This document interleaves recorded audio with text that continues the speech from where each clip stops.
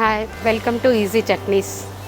ఈ వారం ఈజీ చట్నీస్లో విజ్జి మీతో షేర్ చేసేది టమాటో ముక్కల పచ్చడి.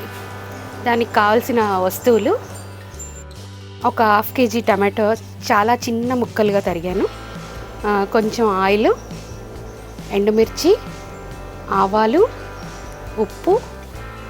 ఇది ఎండుమిరపకాయలు వేయించి పొడి చేసి పెట్టుకున్నాను, అది కారం.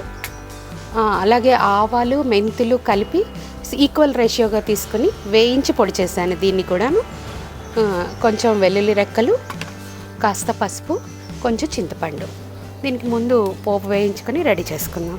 ఇందులో ఆయిల్ వేస్తున్నాను, 1/2 స్పూన్ వరకు ఆవాలు, ఇందులో 4 ఎండుమిరపకాయలు కూడా.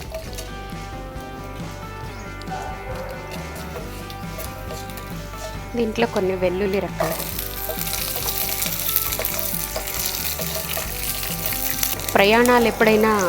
ప్రయాణాల్లోకి అవసరమైతే తీసుకెళ్తే కూడా 2 రోజులు 3 రోజుల పాటు నిలవ ఉంటుంది.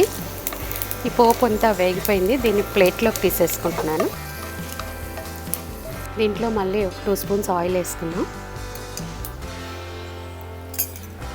టమాటో ముక్కల్ని చాలా చిన్న ముక్కలుగా తరిగాను, ఒక 1/2 కేజీ వరకు తీసుకున్నాను. ఇవి ఈ నూనెలో మగ్గనివ్వాలి.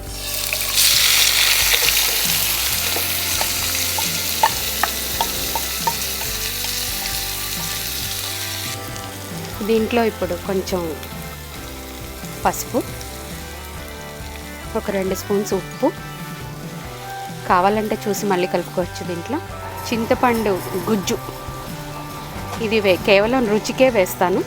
టమాటో పులుపుకి ఇది సరిపోతుంది. కాస్త ఇదంతా మగ్గి దగ్గర పడడానికి ఒక 5-10 నిమిషాలు పడుతుంది. బాగా దగ్గరకు వచ్చేయాలి, కాసేపు మగ్గనిద్దాం.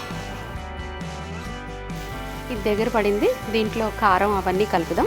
ఆవాలు, మెంతులు ఈక్వల్ రేషియోగా తీసుకొని వేయించి పొడి చేసుకున్నాను.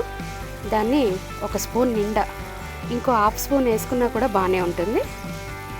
ఎండుమిరపకాయలు వేయించి పొడి చేశాను, అది ఒక 4 స్పూన్స్ వరకు పడుతుంది. దీంట్లో మళ్ళీ ఇంకో 2 స్పూన్స్ ఆయిల్ వేయచ్చు.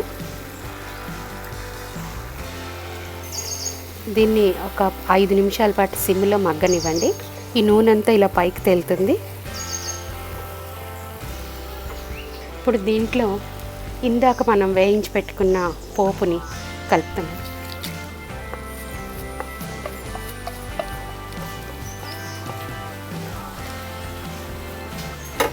ఒక 2 to 3 మినిట్స్ ఈ వెల్లుల్లి కూడా ఇందులో మగ్గితే బాగుంటుంది. ఇది మగ్గిపోయింది. ఇలా నూనె తేలుతూ కనిపించే వరకు దీన్ని సిమ్లో ఉంచాలి. ఇంకా పచ్చడి రెడీ అయిపోయింది. స్టవ్ ఆఫ్ చేసేస్తున్నాను, బౌల్లోకి తీసేసుకున్నాం. ఈ చిన్న ముక్కలు టమాటో పచ్చడి రెడీ అయిపోయింది. ఇది ఎలా ఉందో మీరు ట్రై చేయండి, రుచిని కామెంట్ చేయండి, నా ఛానల్ని సబ్స్క్రైబ్ చేయండి, లైక్ చేయండి, షేర్ చేయండి.